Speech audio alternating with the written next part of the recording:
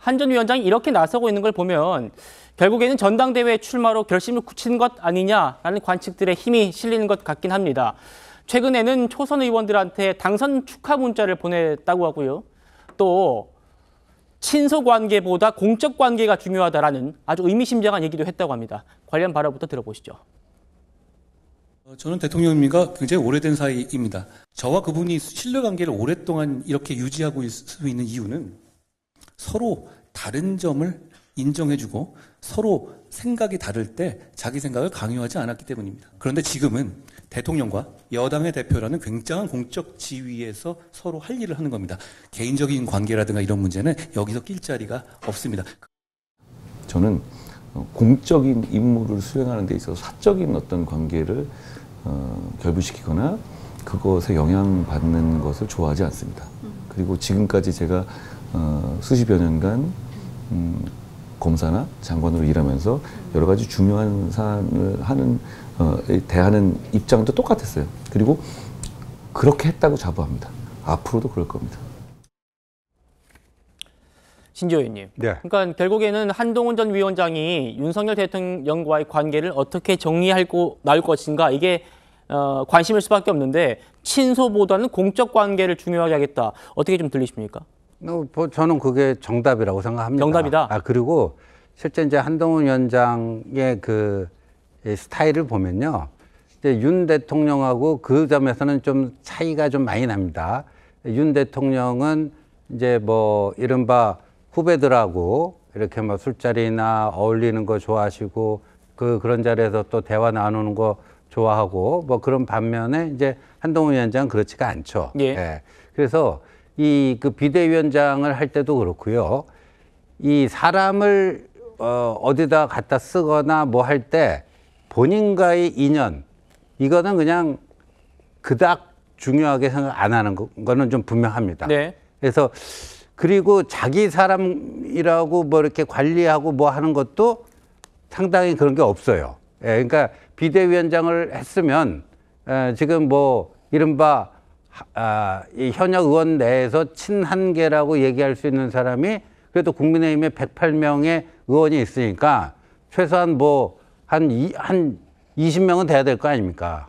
그렇게 손꼽을 만한 사람들은 없습니다. 그러니까 그런 점에서는 그 이제까지 움직여온 스타일을 저렇게 보여주고 있는 게 아닌가 보여집니다. 예.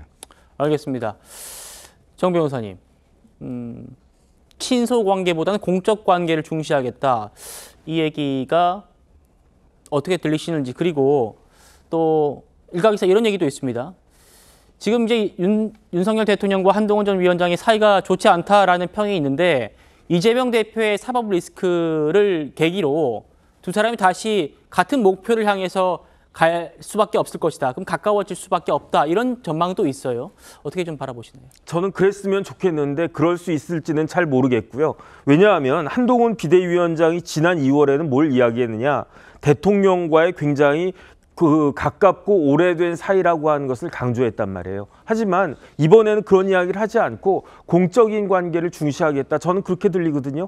그 이야기는 뉘앙스가 지난 2월과는 조금 더 차이가 있다. 저는 그런 생각이 드는데 저는 헌법 84조 지금 계속 이야기 나오지 않습니까? 예. 헌법 84조의 취지는 뭐냐면은 중대한 범죄로 형사 재판을 받고 있는 형사 피고인이 우리나라를 대표하는 대통령이 돼서는 안 된다라고 하는 그 의지가 오히려 헌법 84조에 들어있는 것이 아닌가. 그렇다라고 하면 그런 일이 발생하는 걸 막기 위해서 대통령은 대통령대로 그다음에 여당의 대표를 하겠다라고 한 사람은 그 여당 대표는 여당 대표대로 거기에 그 중점만 해가지고 같이 힘을 합쳐가지고 그런 일이 우리나라 역사상 초유의 일이 발생하는 것을 막기 위해서 최대한 노력을 하는 것이 그게 국민에 대한 도리가 아닌가. 대통령이 중요한 게 아니고 법무부 장관이 중요한 게 아니고 여당 대표가 중요한 게 아니고 예. 저는 그렇게 국민들에 대한 도리를 다하는 것이 그게 중요한 것일 것이다라고 전 개인적으로 생각합니다.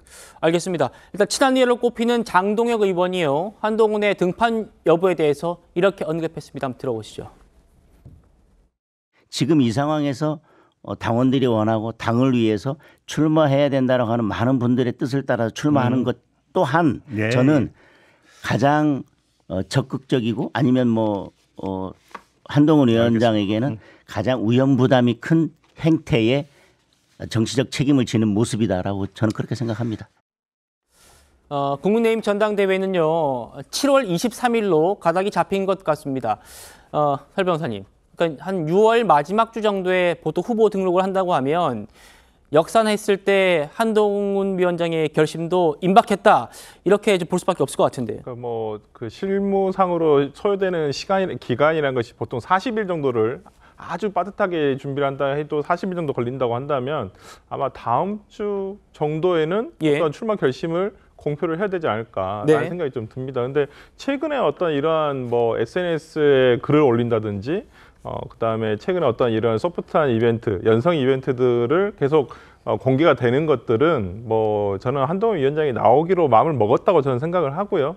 뭐 본인으로서는 참 이 국회의원, 그러니까 차라리 이번 총선을 통해서 국회에 입성을 못한 것이 약간은 오판이었다고 생각이 들 수도 있겠습니다. 네. 그러니까 지금 어찌 보면 타이밍상, 그러니까 한동훈이라는 정치인이 먼 길을 생각해 봤을 때 정말 대통령까지 꿈을 꾸고 계시다고 한다면 글쎄요, 이번 당대표는 그렇게 도움이 되지는 않으리라고 보여요. 하지만 그러니까 어떤 의원도 아니고 아무런 그 어떤 신분이 있지 않은 상황에서 정치적 발언만을 통해서 계속 얘기를 하는 것은 굉장히 본인한테도 부담이 있는 것이거든요. 그렇다고 한다면 지금 의원이 아닌 신분에서 당대표를 함으로써 이 현실 정치에서 또 참여를 해서 계속 어떤 자신의 몸집을 키워간다라는 면에서는 뭐 불가피한 선택이 아닐까라는 생각이 들어서 뭐 어찌됐든 간에 뭐 이게 양날의 검입니다. 어찌됐든 간에 많은 정치권에서의 인사들이 평가하기로는 안 나가는 게 좋겠다라고는 하지만은 또 안 나가면 잊혀지니까 어쩔 수 없이 또 나갈 수밖에 없는 상황이